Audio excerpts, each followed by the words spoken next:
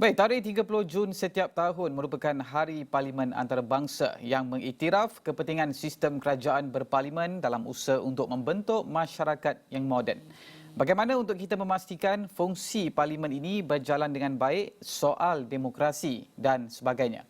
Dan di talian ketika ini merupakan Koordinator Program Research for Social Advancement, REFSA, Fakhur Razi Rashid. Baik, Fakhur Razi, terima kasih kerana bersama dengan Buletin Awan ini pada jam ini. Sama. Okey, baik. Yang pertamanya, sejauh manakah institusi Parlimen Malaysia ni telah berkembang untuk kepentingan rakyat dan negara? Bagaimana Fakhur Razi melihat daripada sudut ini? Dalam saya rasa tempoh terdekat ini, semenjak kebelakangan ini juga saya lihat perkembangan tentang fungsi dan peranan Parlimen itu semakin dekat di hati rakyat. Meskipun saya kena akui terdapat beberapa cabaran tentang proses Parlimen itu sendiri, bagaimana masih ada jurang di antara kefahaman rakyat dan pemimpin tentang bagaimana fungsi Parlimen itu sepatutnya berlaku. Tetapi perubahan politik dan kesedaran politik dalam membina satu nilai ataupun satu kepercayaan kepada rakyat tentang bagaimana Parlimen ini dapat memberi kesan ataupun impak yang positif kepada kehidupan dan dasar kerajaan dan negara itu sendiri. Kalau kita lihat pada tahun ini, Interparliamentary Union sekalipun telah mengeluarkan satu laporan tentang Global Parliamentary Report 2022 yang menekankan tentang public engagement ataupun penglibatan awam di dalam proses Parlimen itu sendiri. Dan ini agak menarik kerana apabila Parlimen Malaysia itu sendiri telah menjadi satu demokrasi ataupun institusi yang lebih matang, maka kematangan itu perlu disahut oleh badan-badan bukan kerajaan, masyarakat sivil dan individu itu sendiri, bagaimana mereka ingin mempengaruhi proses dalam membuat keputusan di Parlimen itu sendiri.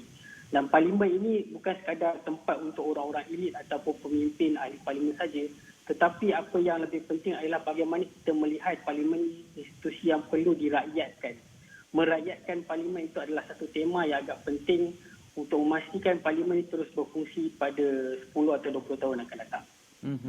Okey, baik. Fakhur Razi sebentar tadi ada menyatakan tentang public engagement ataupun lebih kita faham sebagai untuk merakyatkan Parlimen. Tapi dalam masa yang sama, bagaimana untuk kita faham daripada segi penglibatan rakyat itu sendiri secara terus, dan bagaimana kita nak pastikan agenda untuk kita nak merakyatkan Parlimen ini dapat direalisasikan? Dia ada dua cara.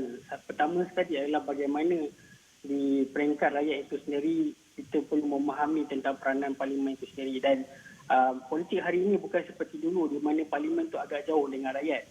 Kerana kita ada sosial media dan pendekatan yang lebih kreatif dan inovatif, kita menyaksikan lebih ramai tahu tentang berita apa yang berlaku di dalam Parlimen, apa yang sedang dibahaskan oleh ahli Parlimen itu sendiri, dan ini memberi nilai tambah kepada rakyat untuk mengetahui lebih lanjut tentang bagaimana fungsi Parlimen. Dan pada masa yang sama, ia juga memerlukan ahli Parlimen, Speaker Dewan Rakyat atau Dewan Negara ataupun mana-mana wakil rakyat itu turun ke padang menerangkan kepada rakyat tentang bagaimana mereka boleh terlibat dalam proses Parlimen itu sendiri. Kerana ini sebahagian daripada pendidikan politik ataupun kenegaraan yang perlu digarap oleh anak muda pada hari ini. Lebih-lebih lagi bila kita tahu yang kita ada pengundi baru umur 18 tahun yang masih lagi perlukan penambahan dari segi pendidikan politik dan kenegaraan itu sendiri tentang bagaimana fungsi Parlimen yang sepatutnya mereka libatkan diri untuk masa akan datang. Okey, baik. Tadi ada juga menyentuh mengenai dengan soal anak muda, tapi sebenarnya perkara ini agak panas juga untuk kita cakapkan, khususnya kita nak bercakap mengenai dengan situasi ada kalanya di dalam Parlimen itu. Kalau kita lihat ada ahli Parlimen kadang-kadang saling bertikam lidah, kadang-kadang daripada segi penyampaian, daripada segi penyampaian mereka untuk berhubung dengan sesuatu isu itu mungkin agak panas, tapi dalam masa yang sama daripada segi cara penyampaian ahli Parlimen itu sendiri, kalau kita dapat lihat sebelum ini, adakah Fakhur Razi melihat Parlimen kita ketika ini sudah berada di landasan yang sepatutnya? Adakah perlu lagi ditambah baik untuk kita nak tarik juga minat anak muda? Tapi dalam masa yang sama, situasi Parlimen kita sekarang ini adalah seperti apa yang saya nyatakan sebentar tadi, Fakhur Razi. Saya fikir hari ini anak muda merupakan satu golongan ataupun golongan yang saya fikir yang mempunyai tanggungjawab untuk check and balance ahli Parlimen itu sendiri. Kerana sema dan imbang ini bukan berlaku di dalam parlimen saja tetapi di ruang awam itu sendiri.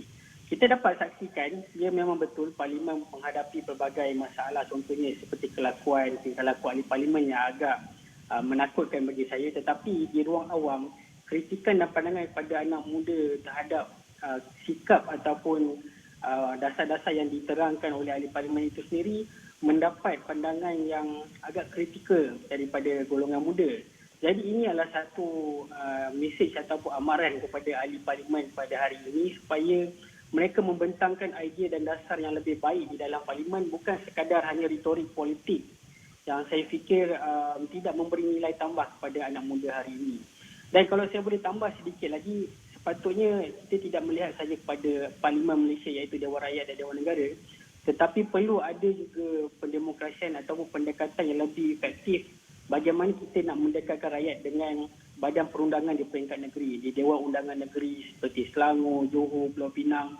Kerana saya fikir sudah tiba masanya kita bukan sahaja memfokuskan kepada Parlimen Malaysia, tetapi bagaimana engagement antara rakyat dengan Dewan Undangan Negeri itu sendiri perlu dikukuhkan. Kerana kita bukan lagi bersikap federalisme yang terletak pada kerajaan pusat semata-mata, tetapi demokrasi itu juga perlu berfungsi di peringkat negeri itu sendiri. Okey, baik. Terima kasih kami ucapkan kepada Fakhur Razi Rashid yang merupakan koordinator program REFSA atas beberapa kupasan mengenai dengan isu parlimen kita pada hari ini.